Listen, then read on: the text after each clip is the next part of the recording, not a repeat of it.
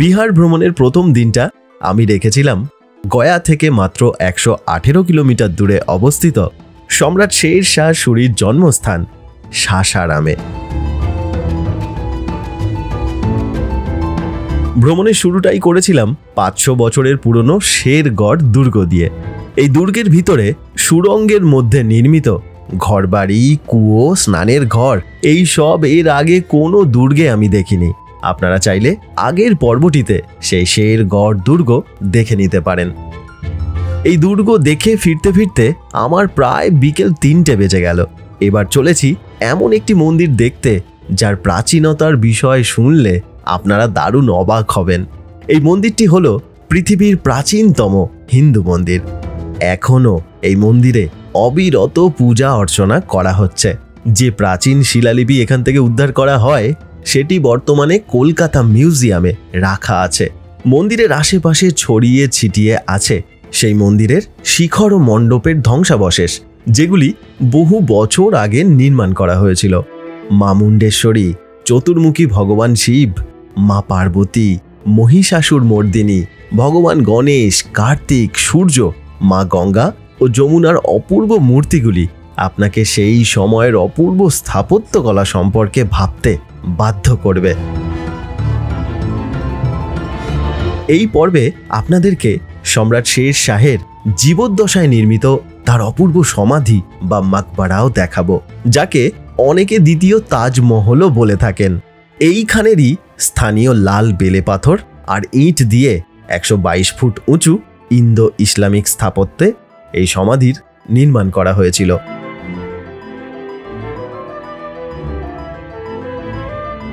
এছাড়াও আপনাদের জন্য থাকলো অপূর্ব সুন্দর পাহাড়ে ঘেরা একটি ড্যাম। সঙ্গে থাকুন।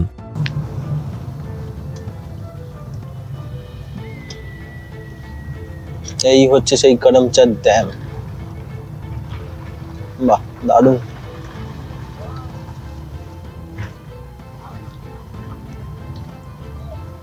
সুন্দর।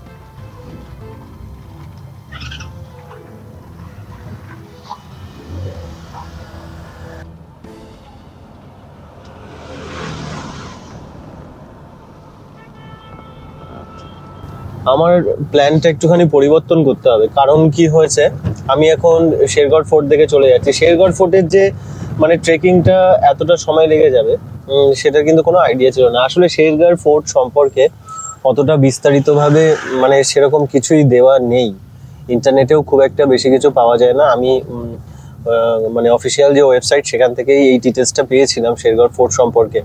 এবং আমি যতগুলো ফোর্ট দেখেছি, মোটামুটি যে কটা আমি ফোর্ট দেখেছি তার মধ্যে শেরগড় ফোর্ট আমাকে সব থেকে বেশি অবাক করেছে। মানে একটা পাহাড়ের উপরে ফোর্ট হয় সেটা তো ঠিক আছে, কিন্তু সেই পাহাড়ের উপরে আবার সুড়ঙ্গের নিচে যে মানে মানুষ বসবাস করছে সেটা ভাবা যায় না। এবং তার অনেক কিছু অবশিষ্ট আছে। 1530 সালে যদি নির্মাণ করা হয় তার মানে প্রায় 500 বছরই এখন ধরে চলুন আপনারা, 500 বছর আগের সেই বাড়ি এখনো অবশিষ্ট আছে। শুধুমাত্র গভর্নমেন্টের অবহেলার জন্য এই ফোর্ট একটা সুন্দর পর্যটন কেন্দ্র যে হতে পারে সেটা হচ্ছে না। তবে আমি শুনছি যে এখানকার সরকার খুব ভালো কাজ করছে। আমার মনে হয় ভবিষ্যতে এই ফোর্ট নিয়ে আরো বিস্তারিতভাবে কিছু কাজ হবেই হবে। আচ্ছা, যেহেতু এখানে এতটা সময় লেগে গেল, মানে ব্যাপারটা কি হয়েছে, শুধুমাত্র যে ওই যে যেখানটায় গার্ড দেয় যারা, বলছিলাম আপনাদের যে প্রহরীরা পাহারা দিত, সেখানটার পরেও প্রায় আমি গেলাম হচ্ছে 2.5-3 কিলোমিটার আমি গেছি। তা সেটাও তো মানে সমান রাস্তা নয়, তো সেখানেও প্রায় অনেকটা সময় লেগে গেল। তারপরে এটা ঘুরতে বেশ কিছু সময় লেগে গেল। ওই জন্য আজকে আর শের শাহের যে টম্বটা আছে সেই টম্বটা আমি দেখছি না। আমি এখন করমচাঁদ যে ড্যামটা আছে সেই ড্যামটা দিয়ে চলে যাচ্ছি মুণ্ডেশ্বরী মাতার মন্দিরে। যেমনটা আপনাদেরকে সকালেই বলেছিলাম যে পৃথিবীর সব থেকে প্রাচীন মন্দির আপনাদেরকে দেখাবো। আপনারা যদি কখনো গুগল সার্চ করেন দেখেন, তাহলেও আপনারা দেখবেন যে পৃথিবীর সব থেকে প্রাচীন মন্দির মা মুণ্ডেশ্বরী মাতার মন্দির, যেটাকে মুণ্ডেশ্বরী ধাম বলা হয়, সেই ধামের দিকে এখন চলে যাচ্ছি। এখান থেকে যেতে ঘন্টাখানেক সময় লাগবে। তারপরে কতটা সময় বাঁচবে সেই সময়ে আর শের শাহের টম আমার হবে না, সেই জন্য কাল সকালবেলায় শের শাহের টম দেখে তারপর আমি গয়ার উদ্দেশ্যে বেরিয়ে যাবো।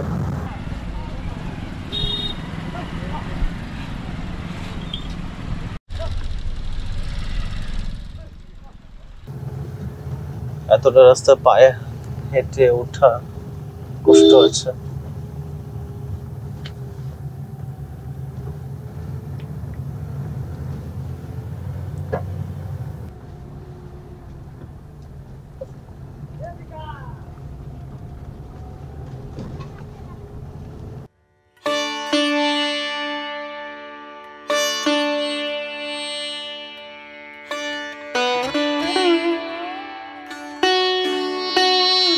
এইবার যাচ্ছি মুন্ডেশ্বরী মায়ের মন্দিরে। এই জায়গাটাকে মুন্ডেশ্বরী ধাম বলা হয়। একটা জিনিস কি, একদম নিচে যেখান থেকে আমি এই পাহাড়টায় উঠলাম, এটা মুন্ডেশ্বরী পাহাড়। তা 600 ফুটের মতন এর উচ্চতা। তা যেখান থেকে আমি উঠলাম, মানে সমতল থেকে যেখান থেকে উঠলাম, সেইখানটাতে ওই ওরা যেখানটায় পার্কিং এর জন্য 20 টাকা দিলাম, সেখান থেকে অনেক সময় ভিড় হয়ে যায় এখানে এত, সেখান থেকে আর গাড়ি উপরে উঠতে দেয় না। তা আজকে গাড়ি উঠতে দিয়েছে, এই জন্য ভালো হলো, নাহলে আমি অতটা চড়াই করেছি অলরেডি, তারপরে আবার এই চড়াই করতে অসুবিধা হতো। এখন কিছুটা সিঁড়ি আছে। তা যেমন আপনাদের বলছিলাম যে পৃথিবীর প্রাচীনতম মন্দির এটা, মানে কেমন হয় বিষয়টা দেখুন। এএসআই তারা নিশ্চিত যে 108 সালে এই মন্দির নির্মাণ করা হয়েছিল। হিউয়েন সাংয়ের যে লেখা আছে তাতেও এই মন্দিরের উল্লেখ পাওয়া যায়। অনেকটাই সিঁড়ি আছে, সিঁড়িগুলো সব উঁচু উঁচু।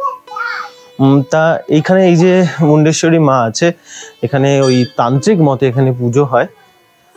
মায়ের গলায় অনেকগুলো মুন্ডু আছে, তো সেই থেকেই দেবী দুর্গার এটা মন্দির। তো এই যে মন্দিরটা যে চত্বরে অবস্থিত, সেইটা শুধুমাত্র একটা মন্দির নয়, একটা সময় শিক্ষা এবং ধর্মের এটা একটা কেন্দ্রস্থল ছিল।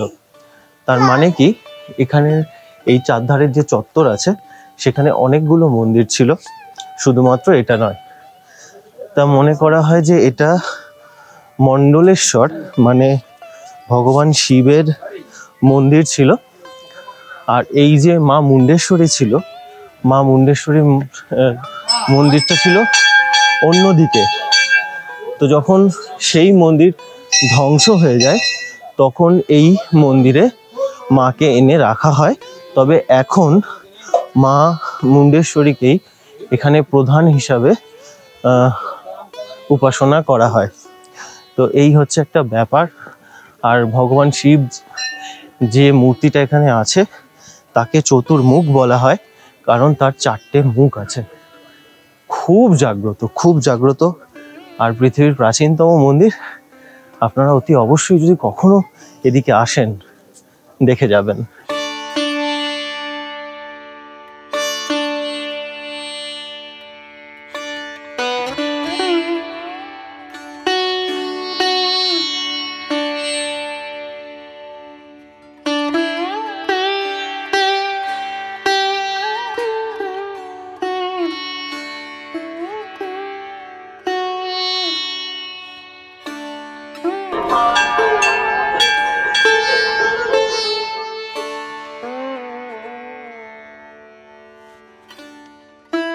মানে এইসব জায়গাগুলোয় আসলে আমার কি হয় যেন গায়ে কাঁটা দিতে থাকে। পৃথিবীর প্রাচীনতম মন্দিরে আমি আছি। 108 সালে এই মন্দির নির্মাণ করা হয়েছিল নাগারা স্থাপত্য শৈলীতে। তা নাগারা স্থাপত্য শৈলী আমি এর আগেও দেখেছি। মন্দিরের উপরের দিকের যে অংশ সেগুলো তো ভেঙে গেছে, তারপরে বিভিন্ন সময়ে আক্রমণের ফলেও অনেক ভেঙে গেছে। এসাই একদম নিশ্চিত যে 108 সালে এই মন্দির নির্মাণ করা হয়। নাগারা স্থাপত্য শৈলী আমি এর আগে বারাণসীতে দেখেছি, রাজস্থানেও কিছু কিছু জায়গায় দেখেছি, কিন্তু এই মন্দিরটা একদম আলাদা। যে মানে পাথরের যে দেয়ালটা এগুলো এত মোটা, কি বলবো, কারুকার্যগুলো খুব সুন্দর। এখানে সব ছড়িয়ে ছিটিয়ে যে কাজগুলো পড়ে আছে সেগুলো আপনাদের দেখা, এগুলো সব আগে এই মন্দিরের সাথেই ছিল, সেগুলো ভেঙে গেছে।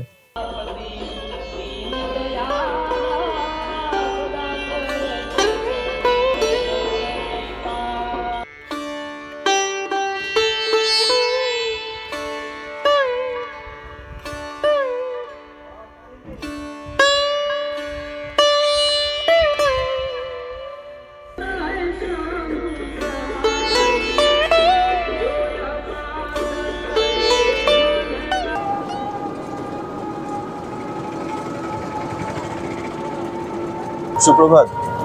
এখন আমি যাচ্ছি শেরশাহের টম্বটা দেখতে। কি হয়েছে মানে কালকে তো শেরগড় ফোর্টে গিয়ে এমন হয়েছে, অনেকটা দেরি হয়ে গেছে, সেই জন্য আমি কালকে ঘুরে আসার সময় মন্দির থেকে ওখানে গিয়েছিলাম ওনাদের অফিসে, শেরশাহের যেখানে টম্ব আছে। তো ওনারা বললো সকালবেলায় 7টার সময় ঘুরে যায়। এবার আজকে আমার 8টার সময় ট্রেন আছে, তো আমি বললাম ঠিক আছে তাহলে সকালবেলায় 7টার সময়, এখনও 7টা বাজেনি, তো ভাবলাম 7টার সময় চলে যাই, গিয়ে টম্বটা দেখে তারপরে ট্রেন ধরে নেবো। এই এসে গেছি, খুব সামান্য হেঁটেই আসা যায়, সময় যেহেতু কম আছে তাই ভাবলাম যে না একটা টোটো নিয়ে নিই, 10 টাকা করে ভাড়া। এই এসে গেছি।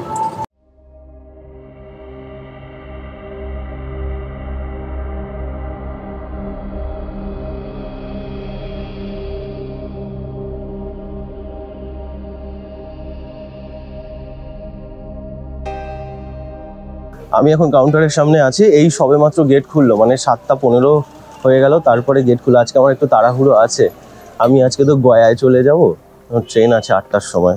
তো আমি চাইছিলাম যে যতটা সময় এখানে কাটানো যায়। যাই হোক, টিকিট করেছি, টিকিটের প্রাইস হচ্ছে 25 টাকা। যদি শার্ট কান্ট্রির কেউ হন তাহলেও হচ্ছে 25 টাকা, আর যদি ফরেনার হয় তাহলে 300 টাকা। সময় কিন্তু সূর্যোদয় থেকে সূর্যাস্ত, যেহেতু এখন শীতের সময় একটু দেরি করেই খুললো, আর আজকে একটু দেরিই হলো, ঠিক আছে সারাদিন খোলা থাকবে। তারপর আর যদি ক্যামেরা আনেন তাহলে 25 টাকা। আমি যে ক্যামেরা দিয়ে মানে ব্লগিং করছি সেইটা অ্যালাউ নয়, আর যদি ডিএসএলআর আনেন, মোবাইল আনেন, সেগুলো সব অ্যালাউ করে।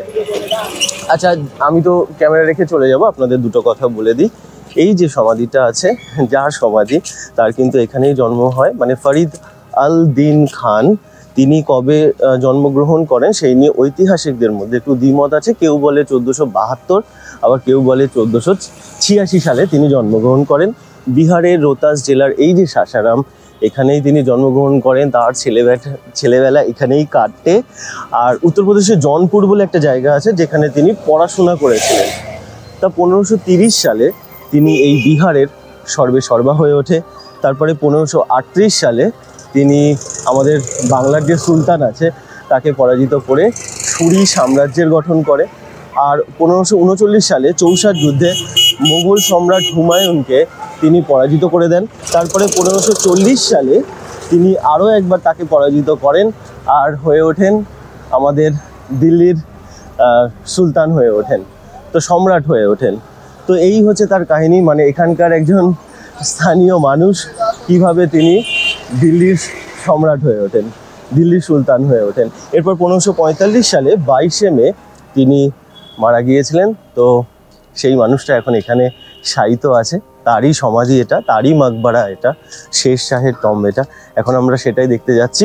আসুন, আপনাদেরকে ক্যামেরা তো অ্যালাউ করবে না, আমি হয়তো ব্লগিং করতে পারবো না মোবাইল থেকে, আর আমার কাছে আরেকটা ক্যামেরা আছে, সেটা দিয়ে আমি আপনাদেরকে সব কিছু দেখাচ্ছি। আর তার সাথে কিভাবে এগুলো তৈরি হয়েছে, কে তৈরি করেছেন, আর কি কি আছে ভেতরে, সেটা সম্পূর্ণভাবে ঘুরিয়ে দেখাবো। সঙ্গে থাকুন আপনারা।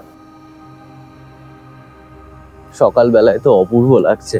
তা আমি ওনাদেরকে বললাম যে আমার এই ক্যামেরাটা কেন অ্যালাউ করছেন না, আপনারা ডিএসএলআর অ্যালাউ করছেন? তা বললো যে এই যে লম্বা স্টিকটা আছে, তাই বললাম এটা খুলে দিচ্ছি, অ্যালাউ করবেন? বললো হ্যাঁ। এই দেখুন সামনে এইটা যেটা আছে, এটাও একটা সমাধি। তা এটা শের শাহ সুরির যিনি সেনাপতি ছিলেন তার সমাধি এটা, এইটা ওনার সমাধি।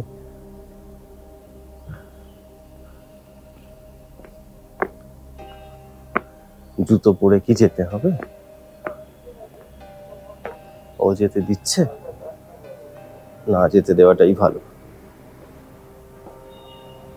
বাপরে, এটাই যদি এমন হয়, কাজ হচ্ছে কিছু মনে হয়। কেমন একজন তার দারোয়ান যিনি ছিলেন তার সমাধি আগে, তারপর ওনার সমাধি। উফ, ওয়াও।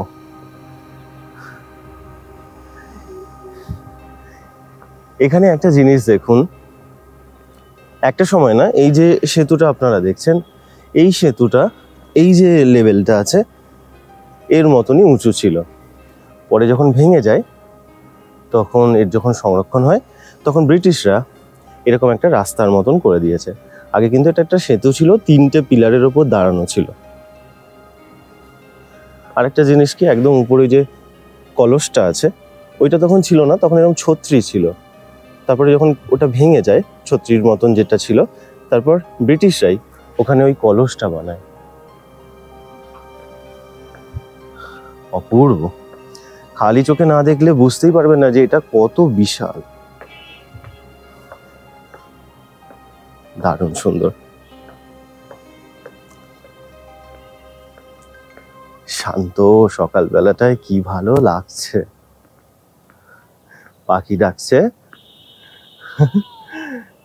এই যে পুকুরটা, এটা কিন্তু একটা আর্টিফিশিয়াল পুকুর, জলাশয়।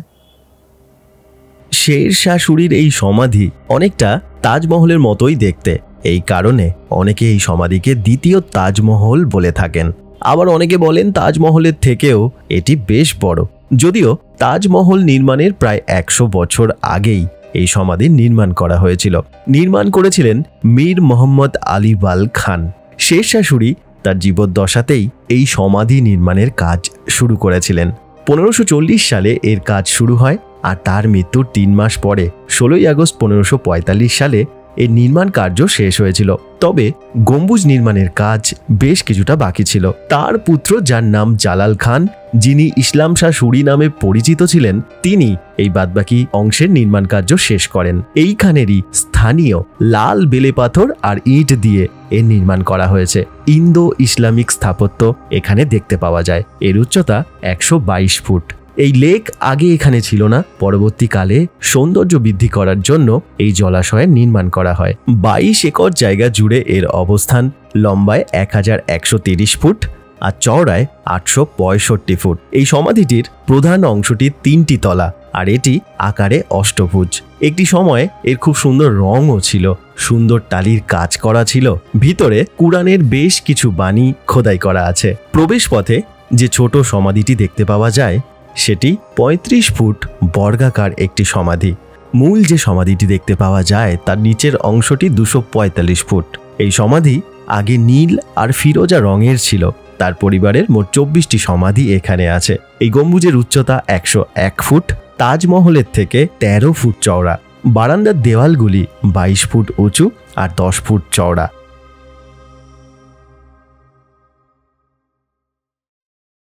শের শাহ এমন একজন মানুষ ছিলেন যিনি জীবিত অবস্থাতেই তার এই সমাধি নির্মাণের কাজ শুরু করে দিয়েছিলেন।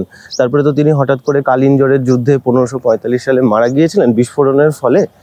তখন এটা অসমাপ্ত ছিল, তবে এর বেশিরভাগটাই হয়ে গিয়েছিল, নির্মাণের কাজ শেষ হয়ে গিয়েছিল। তো তার মৃত্যুর 3 মাস পর তার ছেলে জালাল খান, যাকে ইসলাম শাহ নামে যিনি পরিচিত, তিনি এই বাদবাকি কাজগুলো করান। ওনার এই সামনে ওনার পিতারও একটা টম্ব আছে, এতটা বড় নয়, হাসান খান। তো সেটাও বেশ সুন্দর। আসুন ভিতরটায় যাই, কেমন লাগছে। বেশ বড়, দেখুন না, এর বাইরের নিচের দিকের যে দেয়ালটা আছে, মানে একদম নিচে যে ভিতটা আছে, তার থেকে 22 ফুট এটা উঁচুতে আছে।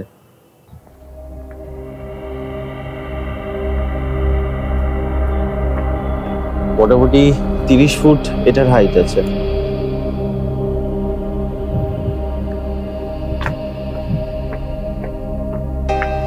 এই সামনের যে অংশটা আছে এটা নতুন করে তৈরি করা হয়েছে।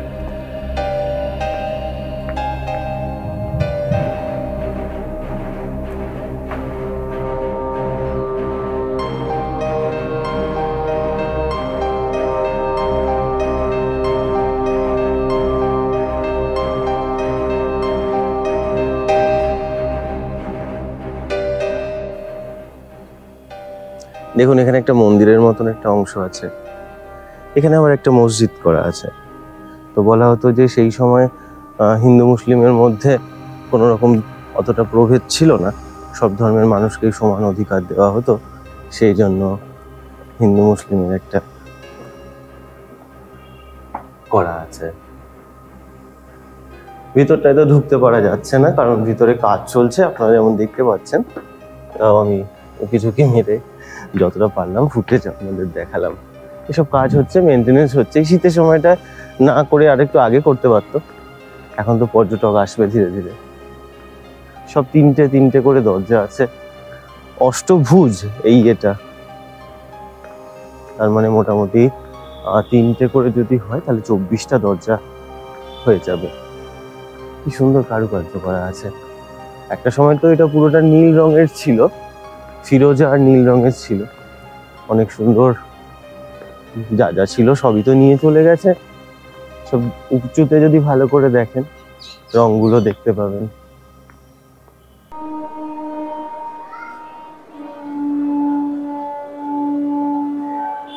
আমি তো ভেবেছিলাম যে হয়তো আমি ট্রেনটা মিস করব, তা হোটেলে চেক আউটটা আগেই বলে গিয়েছিলাম যখন আমি টম্বে গিয়েছিলাম যে আমার তো আজকে 8টার সময় ট্রেন আছে, আপনারা একটু তাড়াতাড়ি করে রাখুন সব কিছু। তো ওরা করে রেখেছিল। হোটেলটা খুব ভালো, আমি যদি বলবো যদি আপনারা যদি সাসারাম আসেন অবশ্যই ওই হোটেলটা নিতে পারেন, কোনো ঝামেলা নেই, কিছু নেই, খুব সুন্দর। তো আজকে আমি 22500 বন্দে ভারত ধরছি গয়া যাওয়ার জন্য। সময়ের জন্যই এই ট্রেনটা বিশেষ করে নিয়েছি, ওই ট্রেন আসছে। তা এখান থেকে সময় হচ্ছে 8টা 8-এ, একটাই মাত্র স্টেশন, গয়া পৌঁছে দিচ্ছে 9টা 15-এ। তা এই জন্যই এইটা। তারপরে এখানে একটু ব্রেকফাস্টও পেয়ে যাবো। আজকে সকাল থেকে যা ছোটাছুটি করছি, বন্দে ভারতে গেলে একটা আলাদা এক্সাইটমেন্ট। দেখি কটা দিন কুয়াশা ছিল বলে একটু লেট করছিল, হয়তো আজকে ঠিকঠাক সময়ে পৌঁছতে পারি। একদম ক্লিয়ার ওয়েদার, ওই ট্রেন আসছে। আচ্ছা, এর রংটা একটু লাল লাল রঙের। প্রথমবার উঠছি এইরকম বন্দে ভারতে। এর আগে একবার উঠেছি রাজস্থানে। আমি ভেবেছিলাম ট্রেনটাকে মিস করে যাবো, যাক 5 মিনিট আগেই এসেছি। তো হোটেল থেকে বেরোতাম, বেরিয়েই তো একটা টোটো পেয়ে গেলাম, টোটোয় করে চলে আসলাম। এখন তো শুনছি বন্দে ভারতে যে স্লিপার তার শুরু হচ্ছে, ট্রায়াল চলছে। ওফ, কি দেখতে!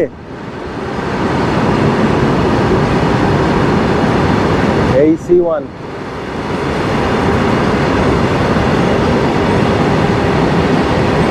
ওয়াও।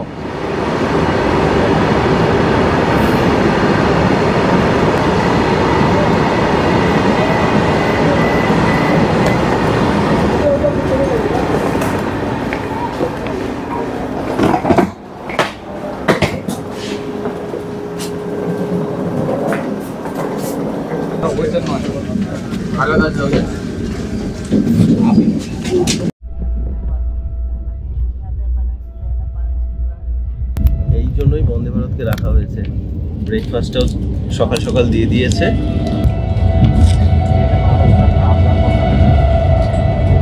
একটু মিষ্টি মিষ্টি।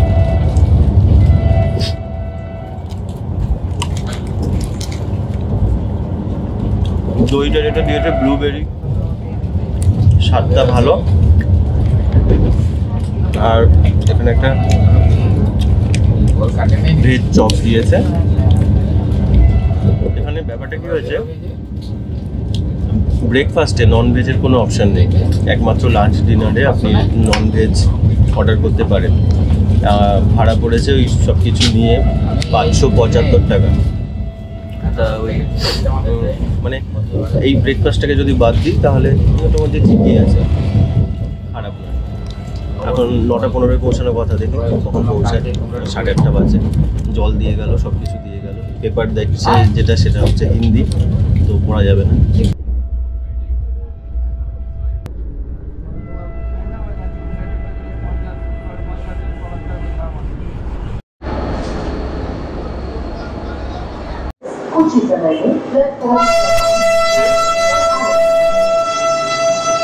ভ্রমণ সংক্রান্ত বিভিন্ন জায়গার ভিডিও আমি তৈরি করি। যদি আপনাদের এই ধরনের ভিডিও ভালো লাগে, চ্যানেলের সঙ্গে থাকতে পারেন, চ্যানেলটিকে সাবস্ক্রাইব করতে পারেন। অনেক ধন্যবাদ আপনাদের মূল্যবান সময় দেওয়ার জন্য। খুব ভালো থাকবেন, দেখা হচ্ছে পরের পর্বে।